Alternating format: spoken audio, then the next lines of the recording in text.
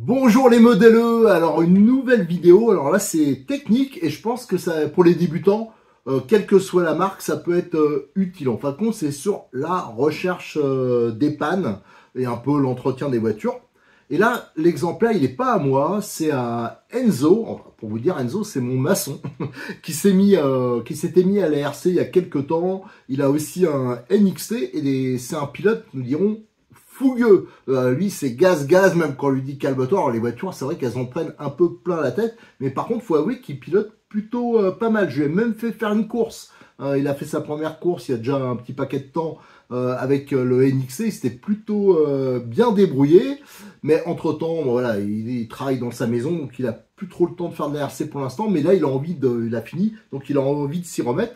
Et il avait, sa première voiture, c'était le Rogue Terra version brushless.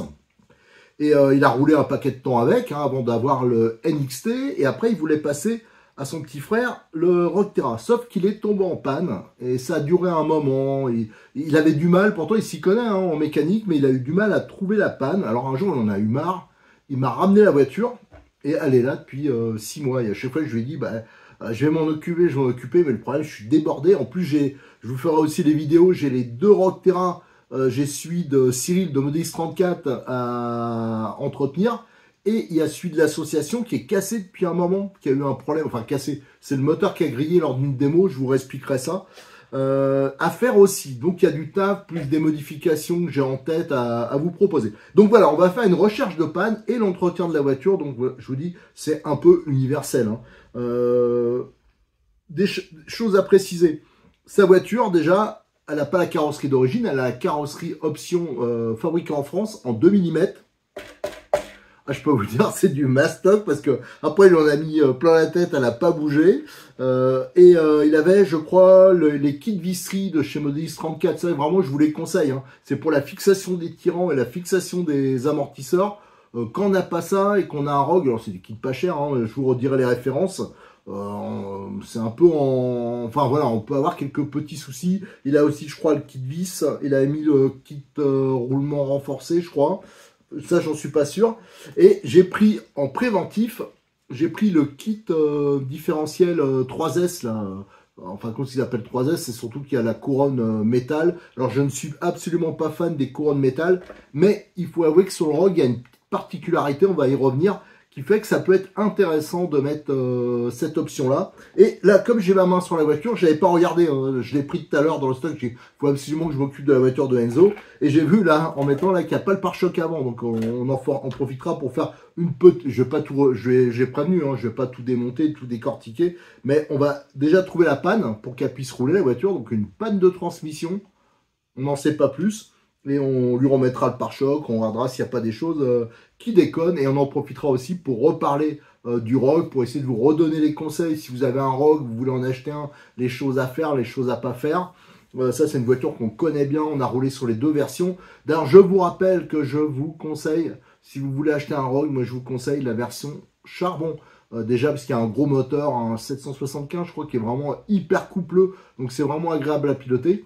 Si jamais le moteur, nous ça nous est arrivé parce qu'on a fait, il y a eu de la démo, la voiture elle a tourné toute la journée, donc elle a chauffé, c'était des gamins qui pilotaient, le moteur est tombé en rade, l'avantage c'est que le moteur il vaut vraiment pas cher. Et si on veut passer en brushless, moi je trouve que la version charbon elle tient un peu mieux le pavé, mais parce que c'est pas tout à fait la même géométrie au niveau des cardans, au niveau des portes fusées, ça c'est différent, parce que sur les versions charbon on peut monter beaucoup de roues, ce qui n'est pas du tout le cas des versions brushless qui ont des moyeux qui sont gros. Donc il faut faire attention. C'est pour ça d'ailleurs qu'il a les roues d'origine. On peut beaucoup moins bidouiller à ce niveau-là. Donc pour ça, moi je conseille toujours la version charbon.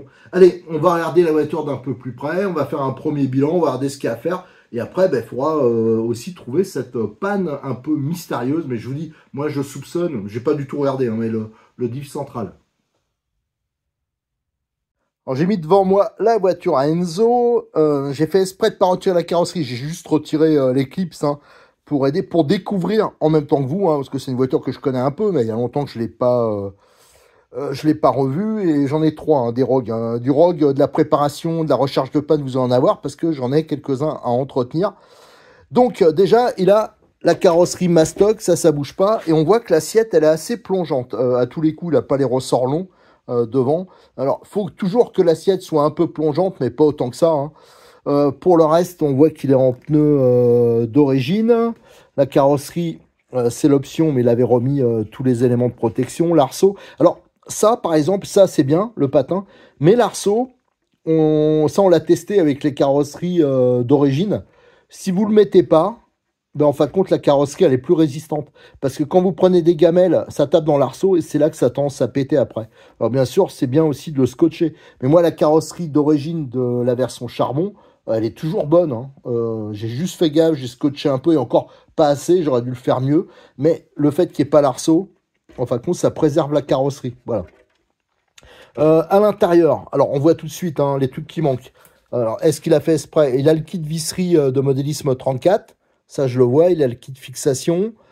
Pareil de modélisme 34. Je vous redonnerai les références. Par contre, je pense pas qu'il a la fixation des tirants. Alors ça, c'est dommage de ne pas l'avoir monté. La visserie, elle est quasiment que inox. Par contre, pour les vis, il n'a pas bien regardé ce que j'avais mis. Parce que ça, c'est les vis, par exemple, pour la fixation du cerveau, avec les rondelles intégrées, et les a mis là. C'est un peu dommage, hein. C'était pour ici. Bon, enfin, voilà, bah, tant pis. C'est pour ça qu'il faut vraiment, quand vous regardez les notices, que j'ai fait la préparation avec le kit visserie, j'explique vraiment où ça monte, hein, et c'est un peu logique. Et là, c'est pas bon. Il a mis un peu, je vais pas dire n'importe quoi, mais c'est pas les bonnes vis au bon emplacement. En tout cas, il manque la roulette à l'arrière. Alors, est-ce qu'il avait fait exprès ou pas? Mais en tout cas, ça protège bien l'arrière. Alors, c'est un peu dommage qu'il soit pas. Et à l'avant, on voit qu'il a roulé sans le pare-choc, ça c'est sûr. Donc c'est la plaque en bas qui a pété. Et ça, j'avais donné la méthode pour que ça casse beaucoup moins. Alors moi, j'en ai jamais recassé. J'avais cassé juste au début, la première fois que j'ai fait un test. Il faisait un peu froid, tout en plus. Il suffit de le faire bouillir pendant 20 minutes. Hein, et après, ça assouplit beaucoup le plastique. D'ailleurs, on lui fera, quand on le fera, le changement. Il manque tout le pare-choc. Donc ça, il faudra vraiment le remonter. Parce que ça, vous prenez des pets et après, ça prend des jeux partout. Alors d'ailleurs, on va regarder. Ah oui, d'accord. Regardez là, au niveau... Comment ça bouge là? Au niveau de l'axe de triangle, regardez. Le jeu que ça a pris, ça, c'est essentiellement les chocs. Et du coup, la plaque, là, elle est plus maintenue. Et elle bouge comme ça. Donc ça peut pas aller. Après, vous massacrez tout. Hein. Là... c'est toujours les ressorts d'origine. Alors ça, quand vous avez un Rogue, j'espère que j'ai pas dit NXT avant, parce que depuis tout à l'heure, j'ai des bêtises. Je me plante hein, dans les noms. Il faut mettre les ressorts longs qui est à l'arrière. Ça, c'est vraiment important. C'est une option qui est pas bien chère. Et ça, vraiment, c'est beaucoup mieux pour la suspension. Parce que là, on voit, il est serré déjà pas mal. D'ailleurs, il a mis un contre-écrou. Hein, il a mis deux molettes. Et il y en a une qui permet de bloquer l'autre. Ça, c'est pas mal. Mais vraiment, mettez les ressorts longs. Je vous dirai les références tout à l'heure. Hein, je vais aller noter tout ça. On voit qu'il a les fusées options. Il s'est fait plaisir. Hein, les belles fusées en alu. Pour le reste, ça semble bon. Donc, ce qu'il a déjà, il faut la plaque en dessous. Il faut le pare-choc. Et à l'arrière, il faut remettre une roulette. Les supports, là, ils ont l'air bons. Et donc, il a un problème de transmission sur la voiture. C'est ce qu'il m'a signalé. Plusieurs fois, il m'en a parlé. Il a démonté à l'avant, il a démonté à l'arrière, il a démonté au milieu, il a démonté partout. Et il n'a jamais trouvé. Alors, à chaque fois, bah, il s'énerve parce que la voiture, elle marche pas. Donc, il va falloir qu'on cherche. Moi, je vous dis, je soupçonne fortement le différentiel central. Alors déjà, pour tester la transmission à l'avant, hein, de façon simplement... c'est vous mettez un tournevis. Alors, je vais prendre un petit tournevis fin. Alors, malheureusement, avec une main, je ne pourrais pas vous le montrer. On fait tourner la noix de cardan jusqu'à qu'on puisse y glisser le tournevis dedans pour bloquer la transmission centrale. Et là, regardez, on entend que ça saute. Donc là, c'est pas normal que ça puisse. Donc, il y a quelque part que ça saute. Alors, c'est soit à l'avant, soit à l'arrière. Alors, à l'avant, ça a l'air bon. Et par contre, si je soulève, alors c'est difficile de le faire avec une main. Hein.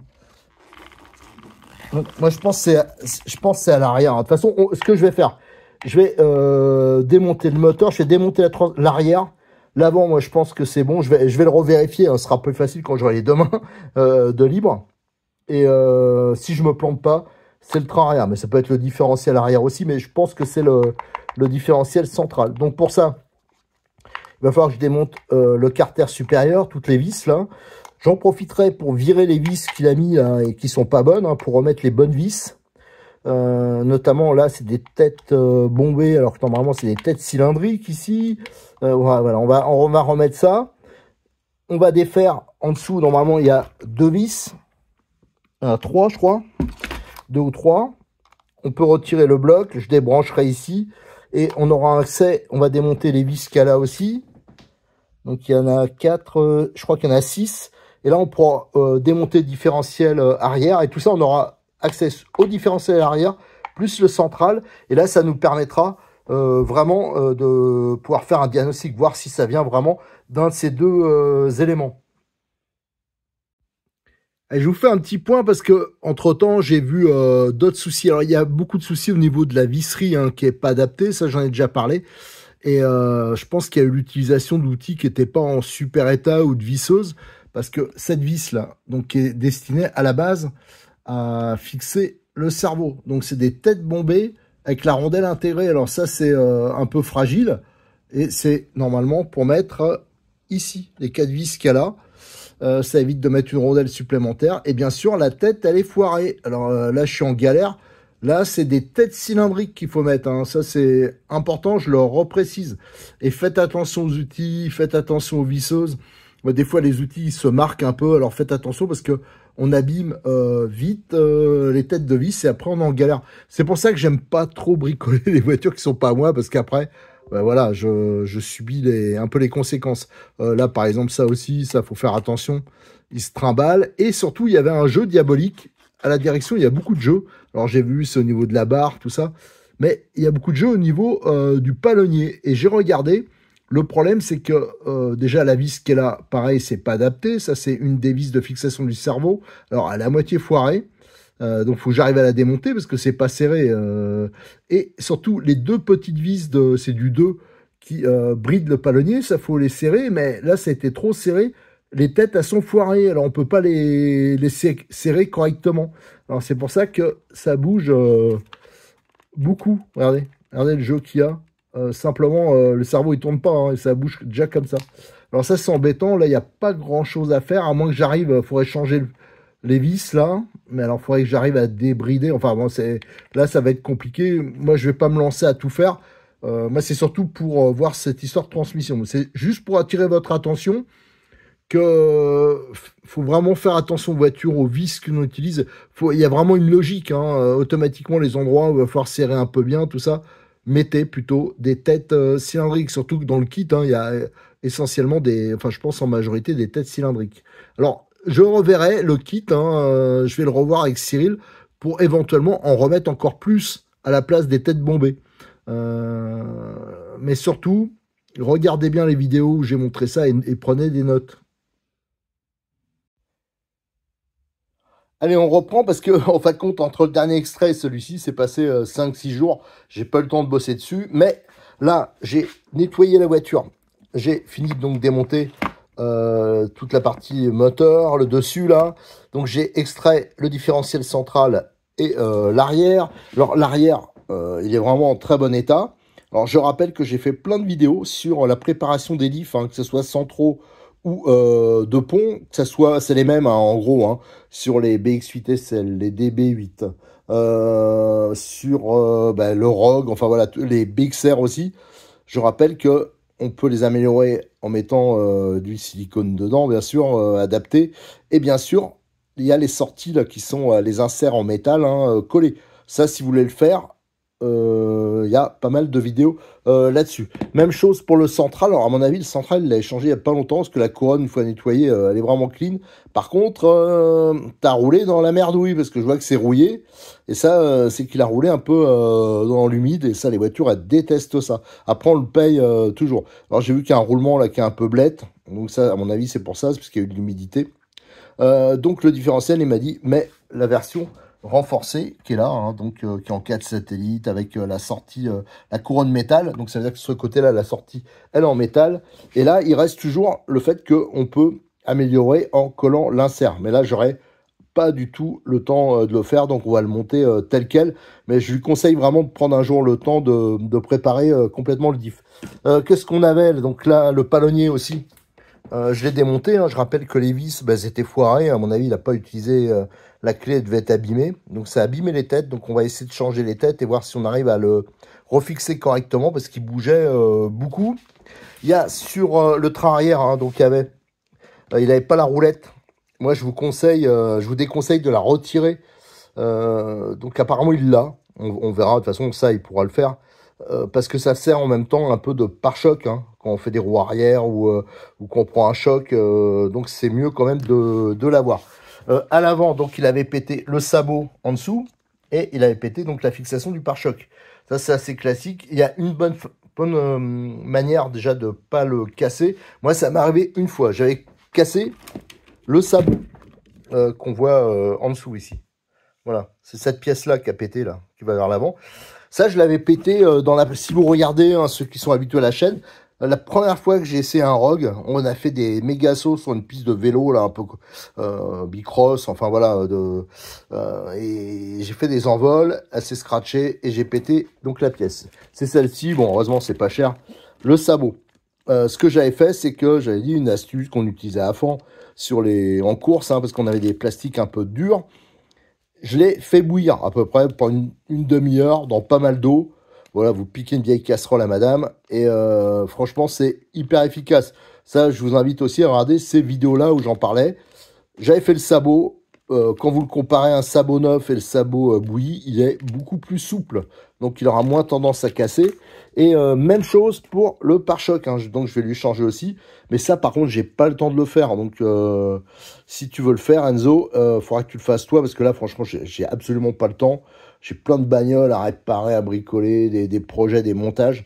C'est impossible. Donc ça, vous faites pareil bouillir l'ensemble. Et après, vous comparez. Vous allez voir que là, ça sera mais beaucoup plus souple. Donc ça, c'est quelque chose que je vous conseille. Vous pouvez le faire aussi pour les colonnettes, hein, de carrosserie. Ça les rend un peu plus souples et ça évite éventuellement qu'on les pète. Alors, vous voyez, j'ai quand même pas mal de taf.